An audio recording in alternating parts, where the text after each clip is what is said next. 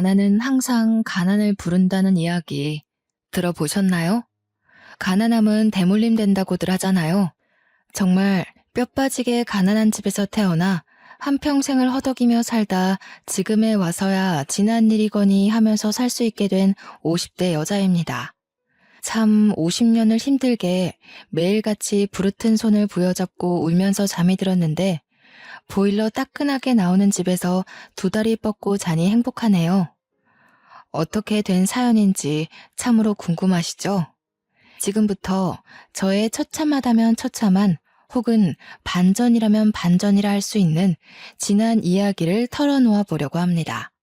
이렇게 속 시원히 제가 누군지 상세하게 밝히지 않고도 사연을 올릴 수 있는 곳이 있어서 행복합니다. 저는 어릴 때부터 무언가를 배부르게 먹어본 기억이 별로 없습니다. 정말 발육 상태가 또래에 비해 현저히 떨어질 정도로 작고 말랐었습니다.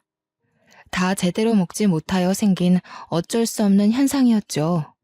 팔며 전전긍긍하는 엄마와 직장을 1년 이상 다니지 못하고 늘 항상 홧김에 그만두었다는 아빠. 그런 부부 사이에서 태어난 작고 깡마른 저까지. 고작 새 식구 입에 풀칠하기가 그리 힘드냐 하실지 몰라도 참으로 힘들었습니다. 엄마는 보험 계약이 없는 달에는 월급을 단 한 푼도 받을 수 없었고 아빠는 그나마 벌어들인 몇십만 원을 항상 다른 데에 써버렸습니다. 아빠가 도박을 한다던가 술독에 빠져서 산다던가 그런 사람은 아니었지만 답답하게도 본인보다 훨씬 잘 사는 사람들에게 으스대고 싶어서 밥값을 낸다던가 혹은 굴러가지도 않을 것 같은 차를 사는 바람에 할부금을 갚는다던가 하는 헛된 부분에 돈을 사용하셨습니다. 덕분에 저는 엄마가 보험을 계약하고 와서 라면이라도 끓여주지 않으면 손가락만 내내 빨고 있어야 했죠. 그때만 해도 급식이라는 게 어디 있습니까? 도시락을 싸들고 학교를 다녀야 했는데 저는 항상 반찬도 없는 맨밥만 있었습니다. 반 아이들에게 한 입만 하고 반찬을 얻어먹어야 하는 신세였고 그나마도 맨밥조차 없는 날이 많았습니다. 수도가에서 물을 마시며 배를 채우는 것도 하루 이틀이지 시대가 이미 많이 변했음에도 불구하고 저를 위한 도움의 손길은 없었죠. 초등학교를 겨우겨우 졸업하고 나서 중학교에 입학했을 때 부모님은 저에게 학교를 꼭 다녀야겠냐 하셨습니다. 그때만 해도 학교를 다니려면 돈을 내야 했으니까요. 저는 이대로 학교를 다니지 못하게 되면 시간이 더 지났을 때 정말 아무것도 할 수 없는 무력한 사람이 될 것 같다는 기분에 학교만큼은 졸업하고 싶다고 했습니다. 다행히도 은사님을 일찍 만나게 되었고 제가 중학교를 졸업하는 내내 저의 도시락을 챙겨주셨습니다. 제가 공부를 꽤 잘했거든요. 문제집도 사다 주시고 저에게 대학을 꼭 갈 수 있길 바란다고 용기도 주셨죠. 고등학교에 진학할 때야말로 정말 큰 고비이긴 했습니다.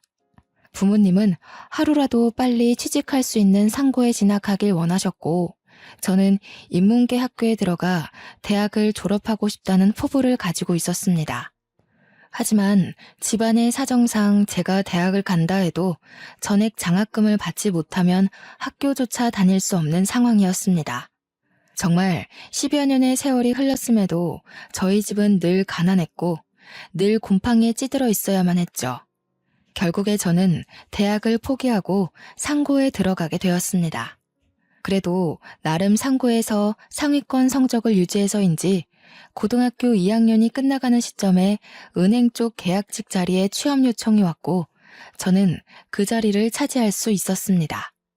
물론 은행에서 일하는 내내 대학을 나온 직원들 사이에서 고등학교 졸업도 채 못한 제가 얼마나 길을 펴고 일을 할 수 있었겠습니까? 그럭저럭 시키는 일만 잘하고 눈치만 빠릿하게 챙기면서 잡일만 주구장창했습니다. 새 옷을 사입는 것도 새 신발을 사시는 것도 저에게는 오로지 사치로 연결되는 일이었기에 정말 큰맘 먹고 엄마가 시장에서 사다 주신 11,000원짜리 낮은 구두, 그게 제가 매일같이 신는 신발이었습니다. 그리고 세탁소에서 가끔 맡겨두고 이사가서 분실물 취급이 되어버린 옷들을 저에게 주셨었거든요. 그 맞지도 않는 옷들을 우겨넣고 제 옷인 마냥 출근을 해야 했습니다. 저에게 새로운 정장을 사는 건 정말 꿈에도 상상 못할 일이었거든요. 분명 엄마는 보험 일을 하시고 회사를 계속 때려치우시던 아빠도 대리운전 일을 하면서 간간히 돈을 벌어오는 게 틀림없는데 왜 우리 집 살림은 나아지지 않을까 슬펐습니다. 제가 19살에 고생고생해서 번 첫 월급을 어디다가 썼는지 궁금하시진 않나요? 첫 월급은 부모님의 내복을 사는 거라 했지만 우리 부모님에게 내복을 사줘봐야 돈으로 가져오란 소리만 할 것 같아서 저는 제 용돈 2만 원을 빼고 전부 엄마를 드렸습니다. 제 월급 봉투를 보고 나서야 웃으면서 고생했다고 말하는 엄마. 얼마나 제가 은행에서 구박대기 취급을 받는지는 모르면서 월급 봉투에만 관심 있는 엄마. 저는 정말 속이 상할 대로 상해버렸지만 그래도 우리 집 형편이 힘드니까 그래서 엄마도 웃음을 잃어가는 거야. 그렇게 생각했습니다.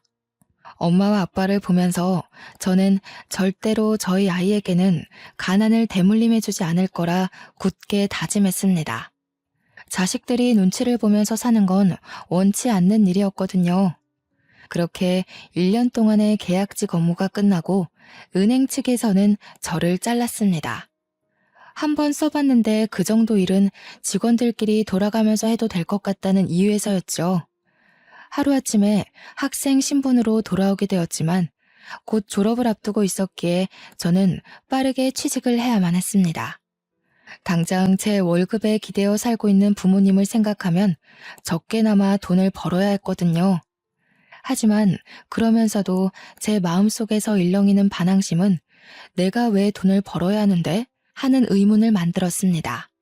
저는 졸업할 때까지만이라도 학생의 신분으로 친구들과 놀고 싶다는 생각을 했고 계약직 자리에서 잘린 것을 부모님께 이야기하지 않았어요. 당연히 월급 봉투를 들고 와야 하는 날 제가 빈손으로 터덜터덜 들어가니 집이 난리가 났습니다. 저는 그때 처음으로 부모님께 반항이라는 걸 해봤던 것 같습니다. 도대체 왜 내가 이 집안의 가장 노릇을 해야 하는 거냐고 소리를 막 질렀죠. 고작 19살인데 이제 겨우 20살일 뿐인데 대학도 못 가고 취직해서 돈이나 벌어야 하고 돈 벌어다가 내 옷 한 번 사지도 못하고 다 우리 가족 생활비로 나가지 않냐고요. 생활비는 부모가 벌어서 자식을 책임져야지 어떻게 된 게 성인이 되지 못한 자식이 부모를 책임지고 있냐고 소리를 막 질렀습니다. 정말 미친년처럼 울면서 고래고래 악을 쓰니 우리 부모님의 마음도 찢어졌겠죠. 하지만 당장 공과금을 내지 못해 전기와 수도가 끊어지기 일보 직전이라 저는 3개월간 마지막 학창시절을 마무리하고 급하게 취업을 했습니다. 자격증 딸 시간이라도 있거나 돈이라도 있었으면 좀 더 좋은 조건으로 취업이 가능할 텐데 그런 것도 하지 못할 상황이 너무 마음 아팠죠.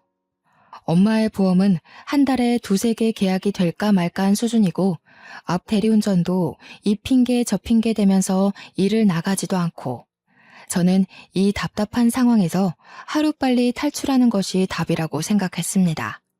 결국 취직하게 된 곳은 제가 원하던 회사와는 거리가 완전 먼 사채업장이었습니다. 고리대금으로 힘든 사람들에게 돈을 빌려주고 그들의 장기까지 쏙 빨아먹는 악명 높은 사채업장이요. 굳이 20살 먹은 여자애가 왜 그런 데서 일을 하냐 할지 몰라도 월급은 은행보다 훨씬 빵빵했습니다. 하루빨리 돈을 벌어 어떻게든 자격증을 차곡차곡 모아 남들이 우러러볼 수 있는 기업에 취직을 하자는 일념으로 일단 입사를 한 곳이었죠. 그곳은 무척이나 험악한 곳이었습니다. 늘 항상 울고불고 매달리는 사람들이 가득한 곳이었어요. 하루는 손가락이 잘린 남자가 찾아와서 울면서 이 상태로 어떻게 돈을 갚느냐고 한 번만 봐달라고 애원하다 쫓겨나고 하루는 얼굴이 퉁퉁 부은 여자가 찾아와서 빌고 소심하게 돈을 빌리러 왔다가 이자율에 놀라서 나자빠지는 사람들도 덜어 있었고요. 그런 사람들에게서 빼앗은 돈이 제 월급으로 들어온다는 사실이 기가 막히면서도 산 사람은 살아야지 하는 생각이 들었습니다. 은행에서 보았던 잡일 업무 덕분에 저는 사채업장에서도 빠르게 적응을 할 수 있었죠. 악덕한 사장이었지만 직원들을 챙기는 것 하나는 다른 업주들보다 확실했던 사장님은 저를 참 예뻐해 주셨습니다. 저에게 몰래 용돈을 찔러주시기도 하고 틈틈이 자격증 공부를 할 수 있게 배려도 해주셨고요. 다른 직원들도 저에게 언제까지 이런 곳에서 일할 수는 없지 않냐면서 하루라도 빨리 번듯한 곳에 취직하라고 용기를 주셨죠. 저는 그곳에서 남편을 만나게 되었습니다. 지질이 박복하기도 하지 어떻게 된 게 첫사랑을 사채업장에서 만나게 된답니까? 그것도 빚을 잔뜩 져서 무일푼으로 사채업장에서 일을 하는 남자였습니다. 사장님께 진 가족들의 빚을 대신 갚느라 월급 대신 빚을 탕감한다는 조건으로 일을 하고 있었죠. 사장님과 남편네 부모가 서로 아는 사이라 험한 일을 당하는 대신 그런 조건을 두고 빚을 삭감해주고 있었던 것이었습니다. 우리 집도 가난한 마당에 가난한 남자를 만나면 안 된다는 것을 머리로는 알고 있었지만 마음은 그렇지 못했습니다. 이미 제 마음속에 자리 잡은 그 사람을 밀어내는 것이 도무지 쉽지 않았습니다. 남편 또한 같은 마음이었습니다. 저를 눈에 마음에 담았지만 본인의 처지가 너무나도 처절해서 감히 저에게 미래를 약속하지 못하는 딱 그 정도의 위치. 저희는 서로의 마음을 확인했지만 가난이라는 절망의 거리를 좁히지 못하고 있었습니다. 그러다가 사고를 치게 되었습니다. 회식 자리에서 너른하게 취해버린 저희 둘이 하룻밤을 같이 보내게 되었고 그 하룻밤의 결실이 제 뱃속에 자리를 잡고 말았던 것이었죠. 이미 생겨버린 아이를 지우기엔 늦어버린 터라 저희는 결혼식도 올리지 못한 채 혼인신고만 하고 같이 살게 되었습니다. 늘 익숙한 지하 단칸방. 그곳이 저와 남편의 보금자리가 되었습니다. 친정이라고 발붙일 곳이 없었고 시댁이라고 저를 환영해 줄 수 없는 처지였죠. 우리 둘은 가정을 꾸린 부부였지만 서로의 부모를 책임져야 할 각자 가장이기도 했습니다. 가락지 하나 제대로 나누지 못할 정도의 가난함이 우리를 힘들게 했지만 그 와중에 시모가 저에게 가보라며 알이 큰 다이아 반지를 하나 주셨습니다. 본인이 사채 빚에 쫓기며 힘든 와중에도 대대손손 물려오는 반지라 팔 수가 없었다면서 눈물을 흘리셨습니다. 예물 하나 제대로 못 해줬는데 그래도 갑오로 내려오는 반지가 있어서 얼마나 다행이냐며 절대로 팔면 안 된다고 신신당부를 하셨습니다. 본인이 손가락 하나 잘려나간다 해도 절대로 팔 수 없는 물건이라고요. 그 반지는 참으로 영롱했습니다. 엄지 손톱만한 다이아가 달려있는 투박하지만 깊은 반지였습니다. 저는 이 알 하나에 억소리가 날 것이라는 데에 제 전 재산을 걸 수 있었습니다. 그러면서도 한편으로는 의아하기도 했습니다. 아무리 대대손손 물려 내려오는 갑오라고 할지라도 이 반지 하나를 팔면 살림이 엄청나게 좋아질 게 뻔한데 말이죠. 하지만 시모의 신신당부가 제 발목을 잡았습니다. 절대로 팔 생각하지 말고 나중에 며느리가 생기면 꼭 물려주라 했으니까요. 저는 그 반지를 갑오로 생각하며 살기로 했습니다. 아래에 기스라도 날까 싶어서 옷장 깊숙한 곳에 꼭꼭 숨겨두고 힘이 들 때마다 한 번씩 꺼내보면서 스스로를 위로하고 살았습니다. 결혼 생활이란 정말 녹록지 않았습니다. 대물림되는 가난이 싫어 만사까지도 힘들게 일을 했고 육아휴직이라는 게 없었던 회사에 매달리기까지 했습니다. 정말 점만 떼고 올 테니 제발 제 자리를 남겨달라고 사정사정했죠. 사장님께서는 애엄마가 무슨 일을 할 생각이냐고 집에서 조용히 내조나 하라고 말씀하셨지만 무일푼으로 일을 하는 남편을 생각해봐달라고 빌었습니다. 남편이 돈을 벌어오질 못하는데 우리 아이는 뭘 먹고 살 수 있겠냐고요. 저는 정말 출산을 하고 50일밖에 안 된 아이를 업고 화장실에서 젖을 몰려가면서 사채업장에 출근을 했습니다. 직원들이 전부 아이 울음소리에 예민해질 수밖에 없는 상황이었지만 저는 눈칫밥을 먹으면서도 버텨냈습니다. 사장님은 사무실 내에서 금연을 선포하셨고 직원들은 저를 향해 손가락질했지만 저는 꿋꿋하게 버텼습니다.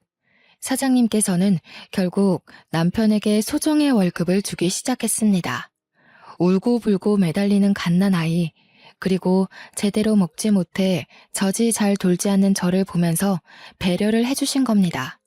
직원들도 하나둘 적응하기 시작했습니다.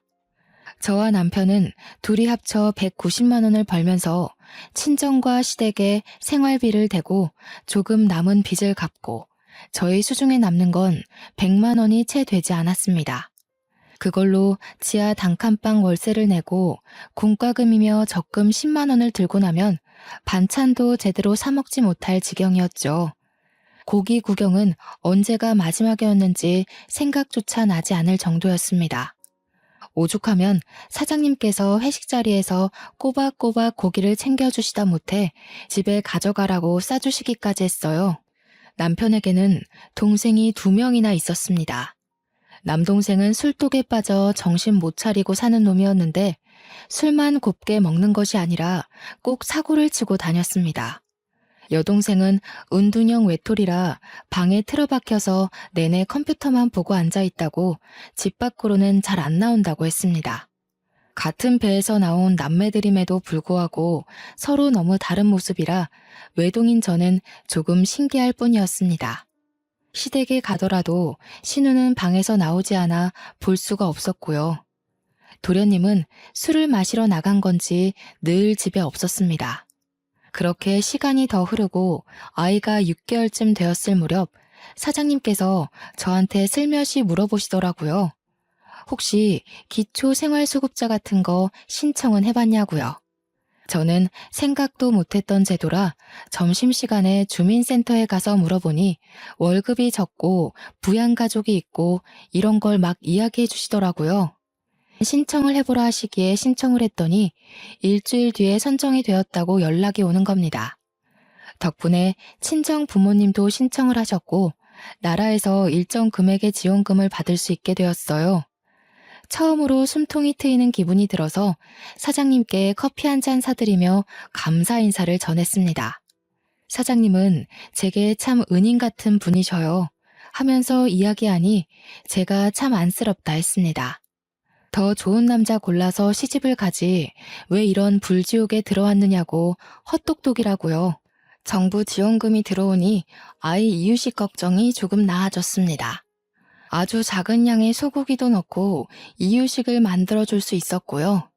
시댁에서 가지고 있던 빚들도 이리저리 알아보니 개인 파산 처리가 되면 빚을 갚지 않아도 되는 제도가 있더라고요.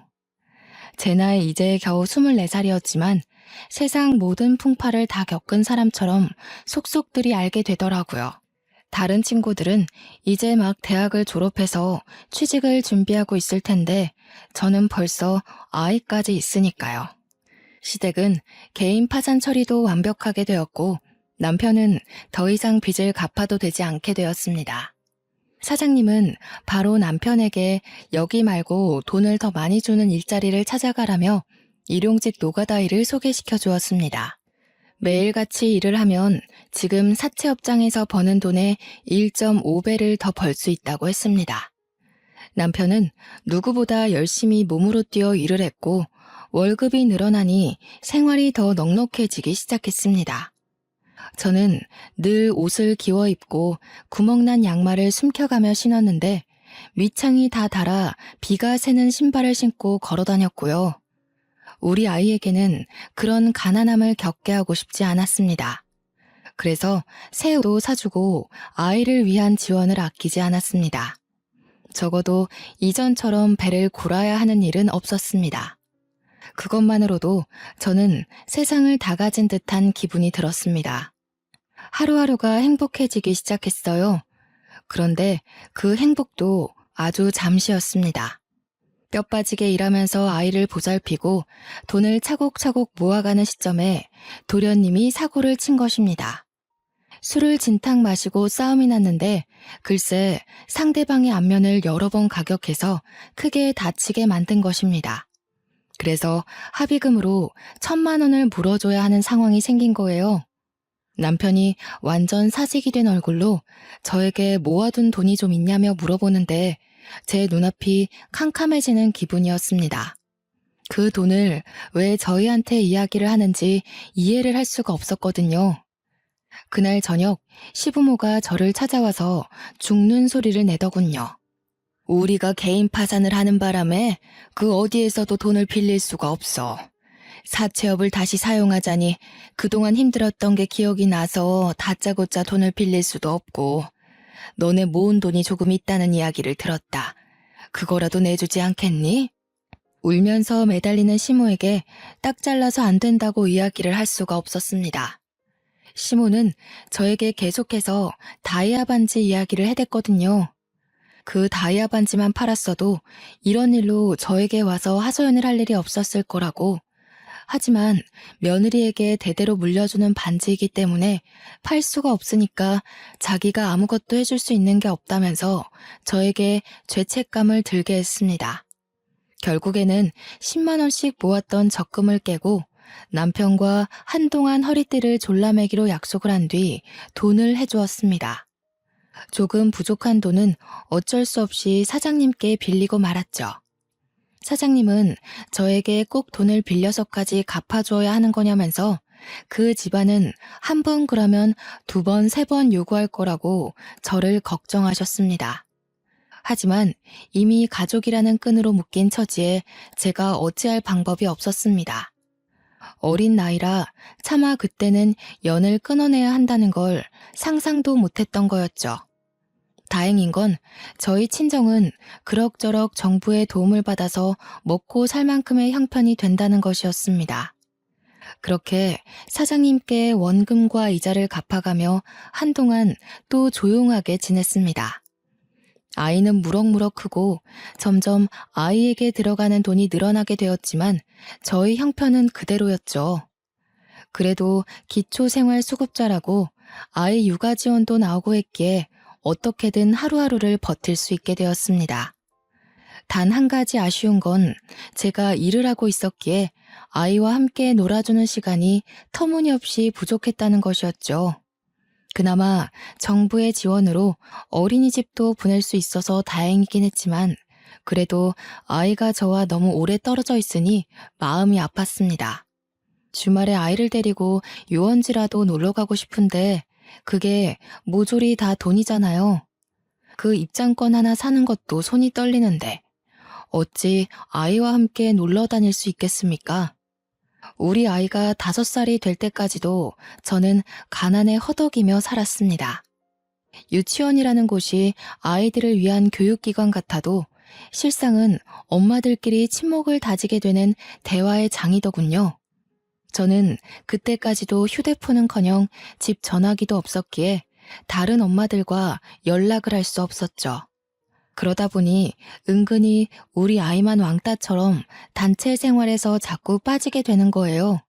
다들 유치원 일과가 끝나고 놀이터에 가서 놀거나 주말에 공원을 놀러 가기로 약속을 한다는데 저희는 그런 연락을 받지 못했으니까요. 아이들끼리도 친목을 다지고 엄마들끼리도 서로 친하게 지내고 하니 그 사이에 끼지 못한 저와 아들만 덩그러니 남겨졌죠.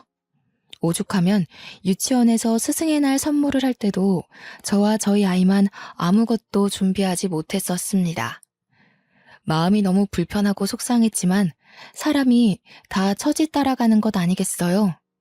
그러던 와중에 남편이 공사장에서 표자재에 깔리는 사고를 당해서 병원에 드러눕게 되었습니다. 다행히도 건설업체 측에서 보험 처리를 받게 되어 병원비 걱정도 없고 후유증이 남게 될까 미리 치료비도 넉넉히 주어서 다행이었죠. 그 돈으로 남편은 저에게 일단 빚부터 갚으라 하여 빚까지 모두 청산을 할 수 있었습니다. 하지만 남편의 몸은 나아질 생각이 없었고 결국 팔 한쪽에 힘이 제대로 들어가지 않게 되었죠. 그런 남편은 공사장에서 일을 하기 어려워졌습니다. 한순간의 사고로 팔 한쪽을 제대로 쓰지 못하게 된 남편에게 들어온 보험금 치고는 너무 적은 돈이었죠. 앞이 창창했던 우리 남편은 결국 힘쓰는 일이 아닌 공사장 관리직으로 들어가게 되었습니다. 받아오는 월급은 공사판에서 몸쓸 때보다야 적었지만 더 오래 일할 수 있고 시간이 지나면 연봉도 오른다 하더군요. 미래를 생각하면 훨씬 좋은 조건이라고 해서 저는 남편을 지지해주기로 했습니다. 월급이 줄어서 조금 힘들 때에 친정엄마의 보험 계약이 잘 되어 친정에서도 저를 도와주실 수 있게 되었고요. 하지만 항상 일이 술술 풀리면 또 막히는 부분이 찾아오게 되잖아요. 우리 신우가 대형 사고를 치고 만 것입니다. 은둔형 외톨이가 방에서 게임만 하다가 글쎄 게임에 돈을 쏟아붓기 시작한 것입니다. 처음에는 10,000원, 20,000원 아이템을 사더니 그게 글쎄 100만 원이 되고 200만 원이 된 것이죠. 일이라고는 한 번도 해본 적 없는 신우가 무슨 돈이 있어서 게임에 현질을 했겠습니까? 전부 다 사채업자에게 빌린 돈이었던 것입니다. 빚이 눈덩이처럼 불어나자 그제서야 저한테 도와달라고 하는데 정말 10번도 못 본 신우가 뻔뻔하게 저에게 이야기를 하니 머리가 아프더군요. 시모가 저보고 그나마 사람답게 사는 애들이 저와 남편밖에 없지 않냐고 돈 좀 갚아달라 하면서 다이아 반지 이야기를 또 꺼내시더군요. 차라리 그 반지를 팔아서 애들 빚 갚아주고 우리도 나은 살림살이 꾸려가며 살 걸 그랬다고 그걸 대대손손 며느리에게 물려주라는 소리만 없었어도 지금보다 나았을 거라며 우시더군요. 이미 반지는 제 손에 있고 시모는 죽는 소리, 앓는 소리만 하고 나이 20대 중반에 갚은 빚만 얼마인지 머리가 지끈거렸습니다. 저한테 도와달라고 뻔뻔스럽게 이야기하는 신우에게 저도 화가 나서 한 소리하고 말았죠. 신우, 우리 얼굴 마주보고 대화한 게 10번도 안 되는 거 알아요? 제가 시집 온 지 몇 년이 지났는지는 알고요? 신우도 나이가 있는데 언제까지 방에 틀어박혀서 게임만 하실 거예요. 빚은 스스로 갚는 게 좋겠어요. 일을 하세요. 그러자 신우가 아주 거품을 물면서 저한테 달려드는 게 아니겠어요? 저는 신우의 달려드는 손을 요리조리 피해가면서 소리쳤어요. 도련님 빚 갚아준 걸로 모자라서 고작 게임하다가 쓴 사채 빚까지 제가 떠안을 필요가 있냐고요. 신우 사지도 멀쩡한데 스스로 일해서 갚아라. 돈의 무서움을 알아야 한다고 제 할 말을 다 했습니다. 그런데 신우의 입에서 나오는 말이 너무나도 충격적이었어요. 내가 왜 밖에서 일도 못하고 사지 멀쩡한데 방에서만 가만히 지내는 줄 알고서 나는 소리야? 이게 다 큰오빠 때문이야. 큰오빠 때문에 내가 대인기피증에 걸려서 방에만 틀어박혀 있는 거라고. 이야기인 즉슨 제 남편이 신우가 어릴 때부터 엄청 괴롭히고 구박을 했다고 하더라고요. 근데 남매 사이에 사이가 좋았던 시기도 있고 나빴던 시기도 있을 수 있잖아요? 도련님도 보니까 신우 구박 엄청 하는 것 같던데 제 남편만 물고 늘어지는 걸 이해할 수 없었죠. 그리고 그게 다 언제적 이야기인데 아직까지도 방에 틀어박혀서 지낸단 말입니까? 제 표정이 점점 굳어가고 제가 이해를 못하겠다는 한숨을 쉬자 신우는 속에 숨겨두었던 이야기를 했어요. 알고 보니 신우가 중학교를 다니던 시절에 반에서 좀 잘 나가는 일진 친구가 제 남편을 짝사랑하고 있었다는 거예요. 그래서 신우한테 너네 오빠랑 잘 될 수 있게 도와달라고 했는데 제 남편이 날라리는 싫다고 대놓고 거절을 해버린 거죠. 그것도 용기 내서 고백한 일진 앞에서 날라리는 싫다고 했으니 주위 애들 사이에서도 좀 소문나고 놀림거리가 된 거죠. 그래서 그 일진이 그때부터 신우를 왕따시키면서 괴롭히기 시작한 거예요. 근데 그 왕따시킨 행동들이 대인기피증이 올 만큼 심각했던 거죠. 신우가 화장실 가면 물을 뿌리고 책상을 복도 밖으로 던져놓고 교과서를 찍고 때리는 건 기본이었더라고요. 신우가 울면서 저한테 이야기를 하는데 저도 눈물이 핑 돌 것 같았어요. 결국 그 사실이 남편에게까지 들어갔고 늘 대인기피증에 걸려 방 안에만 있었던 신우가 마음에 걸렸던 남편은 저를 설득하기 시작했습니다. 그래도 우리 살림이 점점 나아지고 있으니 신우를 한 번만 도와주자고요. 저는 반대했죠. 우리 아이가 이제 초등학교에 들어가면 돈 드는 게 한두 푼이 아닐 텐데 언제까지 시댁 식구들 도와주며 살 거냐고요. 당신 월급도 줄었고 나도 언제까지 이 업장에서 버틸 수 있을지 모른다고. 우리 아이 친구들이 엄마가 사채업장 다닌다고 놀리면 어떡할 거냐고 했어요. 하지만 남편은 끝까지 저를 설득했고 시모의 다이아 반지 타령에 마음이 기울어가는 건 어쩔 수 없었습니다. 제 얼굴이 근심이 가득하자 사장님께서 저에게 무슨 고민이 있는지 물어보셨습니다. 결국 소주 한 잔에 모든 걸 털어놓게 되었죠. 도련님이 사고 쳐서 돈 빌려간 것도 모자라 신우까지 사고를 쳐서 갚아주게 생겼다고요. 시댁에서는 다이아 반지 타령하면서 저에게 자꾸 짐을 지우는데 이 반지 확 그냥 팔고 싶다고 했더니 사장님이 저한테 그 반지 좀 보여줄 수 있겠네요. 왜 그러시냐 하니까 그거 담보로 이자 없이 돈을 빌려주시겠다는 거예요. 사장님께서 자기 못 믿냐면서 멀쩡하게 보관하고 있다가 원금 갚으면 그대로 돌려주겠다고 했습니다. 날마다 전화와서 저에게 한 번만 더 대출을 받아달라고 말하는 시댁 식구에게도 지쳤고 저는 냉큼 알겠다고 했어요. 벌써 8년째 알고 지내는 가족 같은 사장님인데 저에게 사기를 치진 않겠지 하고 생각한 거죠. 그래서 다음날 반지를 가져가 사장님께 3천만 원을 빌려달라고 했습니다. 그런데 사장님이 동네 금은방 사장님과 같이 오신 거예요. 그 반지가 진짜인지 아닌지 확인해봐야겠다고 하셨거든요. 저는 솔직히 좀 찜찜하긴 했지만 사장님께서 확인하셔야겠다고 하니까 그러려니 했죠. 근데 금은방 사장님께서 저한테 이게 진짜 다이아라고 하시면서 사기당했네 하시고 껄껄 웃으시는 겁니다. 사기라뇨. 대대손손 며느리들에게 물려주는 다이아 반지라고 하셨는데요. 아이고, 아가씨 순진하네. 다이아가 이렇게 유리알 같은 색을 내기가 쉬운 줄 아나. 그리고 이 정도 크기면 억 단위나 나가야 하는데 이런 알 구하기 쉽지 않어. 이거 가짜야. 저는 뒤통수를 세게 얻어맞은 듯한 느낌이 들었습니다. 10만 원도 안 하는 큐빅을 가지고 진짜 다이아라고 사기를 쳤다니. 제가 얼마나 억울하겠어요. 그깟 큐빅으로 저에게 뜯어낸 돈이 얼만데 눈물이 줄줄 흘러나오더라고요. 오죽하면 사장님께서 원래대로 반지 맡기고 원금만 갚는 걸로 하자며 3천만 원을 이체해 주셨습니다. 저는 죄송해서 그 돈을 받아서 시댁에 보내야 한다는 생각도 못하고 있었죠. 그날 저녁에서야 남편이 돈은 빌렸냐고 물어보기에 정신이 번뜩 들었습니다. 그리고 남편에게 물어보았죠. 당신도 이 반지가 가짜인 거 알고 있었어? 고작 10만 원짜리 큐빅으로 대대손손 물려오는 반지라며 나한테 어머님이 사기친 거 알고 있었냐고.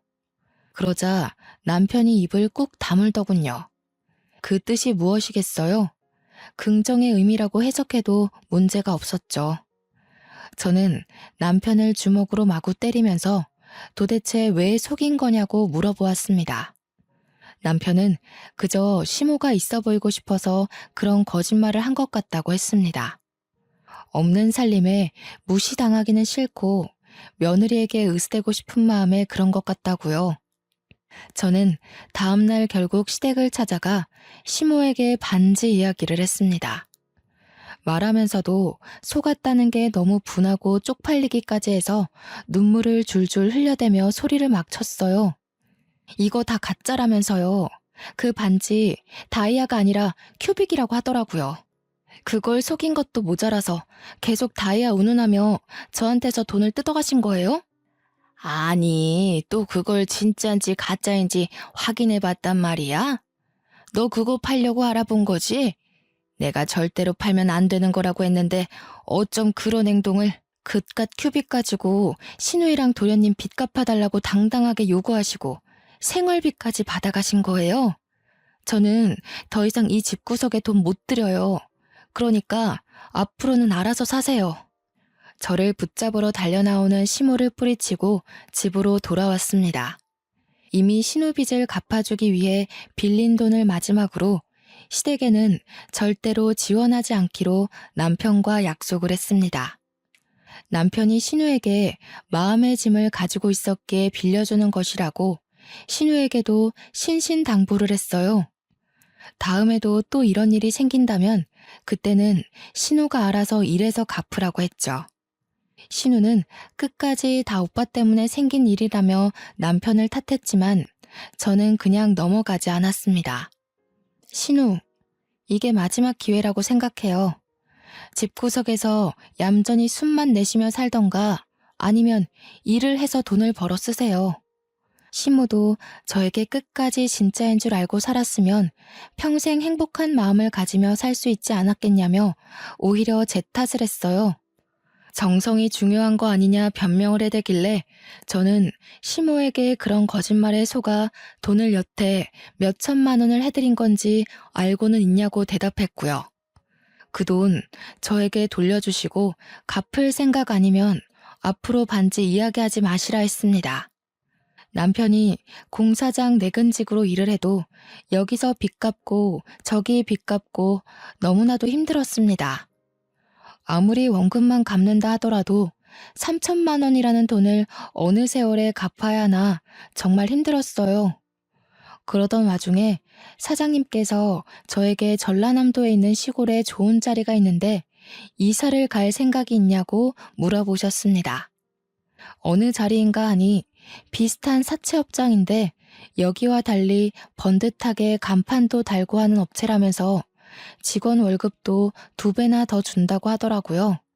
거기다가 숙식도 해결할 수 있게 작은 마당이 딸린 사택까지 빌려주신다 했다는 게 아니겠어요? 그래서 저는 당장이라도 가고 싶은 마음이 들었습니다. 이런 척박한 반지하에서 곰팡이 냄새 맡으며 사는 것보다 시골에 내려가서 햇빛 보고 살고 싶었거든요. 초등학교에 입학할 아이에게도 훨씬 좋은 조건이라 생각이 들었고요. 저는 남편에게 퇴근하자마자 달려가 이야기를 했습니다. 그래서 사장님이 그런 자리가 났는데 갈 생각이 있냐고 하셨어. 월급도 글쎄 2배나 되고 집도 빌려준대. 당신도 그쪽에서 할 일 찾으면 자리 하나 없겠어? 나이도 이제 먹을 만큼 먹었잖아. 30이나 먹어놓고 왜 아직까지 생각이 이리 짧아? 우리가 시골에 내려가면 우리 부모는 누가 챙기고 동생들은 누가 책임을 져? 저는 그 말에 할 말을 잃은 사람처럼 남편을 바라볼 수밖에 없었습니다. 당장 우리 애기부터 책임을 져도 모자랄 판에 지 가족들이 우선이라고 하니 정말 정남이가 뚝뚝 떨어지더군요. 여기서 사는 것보다 훨씬 여유 있고 행복할 것이 틀림없다고 다 내려놓고 내려가서 행복하게 우리끼리 살자고 했지만 남편은 시부모 타령을 하며 거절했어요. 그렇게 냉전이 이어지고 있는 와중에 도련님이 다시 한번 사고를 치고 말았습니다. 도련님이 시부모의 탈탈거리는 차를 끌고 음주운전을 하다가 사람을 치고 말았던 겁니다. 거기다가 현장에서 도망을 가려다가 시민들의 도움으로 잡혔어요. 그러면서 저에게 합의금을 마련해야 하는데 대출을 좀 받아달라고 하는 게 아니겠어요? 그러면서 시부가 이왕 대출 받는 거 한 2천만 원 더 받아서 차도 좀 바꿔달라고 하는 겁니다. 저는 할 말이 없어서 남편만 보고 있는데 남편이 차를 바꿀 때가 되긴 했지 하는 거예요. 저도 모르게 제 마음속 깊이 숨겨두었던 본심이 나오고 말았습니다. 이혼하자. 더 이상은 못 살겠다. 시모는 저한테 어쩜 저리 무서운 소리를 눈 하나 깜빡 안 하고 하냐며 소름이 끼친다고 했고 시부는 우리가 얼마나 우스웠으면 그런 소리를 잘도 하냐고 비꼬았어요. 사람이 너무 열이 받으면 오히려 차분해지더라고요. 남편은 저를 빤히 바라보고 있고 유치장에 있는 도련님은 자기 합의금 어떻게 되는 거냐고 소리치고 있고 저는 남편에게 말했습니다. 더 이상은 너랑 얼굴도 마주하기 싫다고. 이혼하자고요. 시댁 식구들은 저에게 남편 없이 얼마나 잘 살 수 있을 것 같냐면서 여자 혼자 애 키우는 게 쉽냐고 소리를 질러댔어요. 저는 상관없다고 죽이 되든 밥이 되든 당신네들이랑 엮이지만 않으면 행복할 것 같다고 했습니다. 다음날 출근해서 사장님께 전라도로 가겠다고 했고 이혼도 할 거라고 했습니다. 그러자 사장님께서 아주 잘 생각했다면서 이혼 선물로 빚은 갚은 걸로 쳐주겠다고 하시는 거예요. 하지만 이혼 서류 제대로 도장 찍어야지만 탕감을 해주시겠다고 했습니다. 저는 그 길로 남편에게 이혼 서류에 도장을 찍으라고 종용했고 남편은 3일을 버티다가 결국 제 요구를 들어주었습니다. 양육비는 죽어도 못 준다고 먹고 살 돈도 없다고 우는 소리를 하길래 나중에 한 번에 받겠다고 으름장을 놓았어요. 저는 아이를 데리고 전라도로 이사를 왔고 저희 친정 부모님도 함께 내려오셨습니다. 어차피 대리운전이나 보험은 지역에 상관없이 일을 할 수 있었으니까요. 저는 부모님께서 아이도 돌봐주시고 오히려 시골에 와서 더 뛰어놀고 친구들과 잘 지내는 아이를 보며 마음의 안정이 찾아오더군요. 월급도 기본보다 훨씬 올라서 살림은 당연히 더욱 넉넉해졌고요. 그렇게 아이의 나이가 중학생이었던 무렵쯤 제가 꿈을 꾸게 되었습니다. 그날은 제 39번째 생일이었던 날이었어요. 꿈에 돼지가 떡하니 제 품에 안겨서 꿀꿀거리는 꿈이었습니다. 원래 돼지 꿈을 꾸면 복권을 사는 거라고 하잖아요. 그래서 속는 셈 치고 평소에는 사지도 않는 복권을 2장 샀습니다. 그런데 글쎄 동전으로 은박을 박박 긁었는데 무려 5억짜리 복권 2장이 당첨된 겁니다. 저는 한 장도 아니고 2장이나 당첨되어 정말 턱이 빠질 정도로 입을 떡하니 벌리고 말았죠. 꿈인가 싶어서 볼을 꼬집어 봤는데 아프더라고요. 한참을 가족들과 진짜야 가짜야 진짜야 가짜야 확인을 하고 서울로 몰래 올라와 복권을 바꾸었습니다. 세금 떼고 나니까 7억 가까이 되는 돈이 들어오더군요. 갑자기 돈이 생기니 뭐부터 해야 할지 모르겠는 거예요. 그래서 부모님이 가진 빚을 갚아드리고 아이를 위해 교육비를 묶어놓고 우리 가족이 살 집을 얻었습니다. 그리고 남은 몇 천으로 주식이 돈이 된다길래 주식에 투자를 했어요. 근데 제 가슴이 콩알 만한지라 오르자마자 빼게 되더라고요. 그때까진 그게 단타라 먹고 빼는 거라는 걸 몰랐죠. 수익이 꽤 나고 돈이 막 불어나게 되니까 정말 가만히 있어도 웃음이 나더라고요. 그 돈으로 지금까지 잘 먹고 잘 살고 있습니다. 물론 일도 계속하고 있고 전라도에 완전히 자리를 잡아서 아이 교육도 빵빵하게 시켜주고 친정 부모님 모시고 큰 집에서 행복하게 지내고 있어요. 나이 50이 되고 나니 쇠약해진 부모님 걱정이 되긴 하지만 공기 좋은 곳에서 살며 틈틈이 작은 주말 농장도 짓고 지내고 있습니다. 전남편네는 결국 전남편까지 개인 파산하고 통장조차 쓰지 못한 채 지내고 있다고 들었습니다. 저도 정말 평생 먹고 살 만큼 넉넉한 건 아니지만 우리 아이 하나만큼은 잘 키울 수 있을 정도로 넉넉합니다. 오늘은 우리 아들이 군 생활을 마치고 돌아오는 날입니다. 공부하느라 군대도 늦게 가게 되었는데 얼마나 듬직해졌을지 궁금하네요. 여러분, 행복은 가지고 있다고 찾아오는 게 아니더라고요. 어느 부분 포기하고 나니까 더 큰 행복이 찾아왔습니다. 여러분에게도 정말 좋은 행운이 그리고 큰 행복이 찾아오길 바라겠습니다.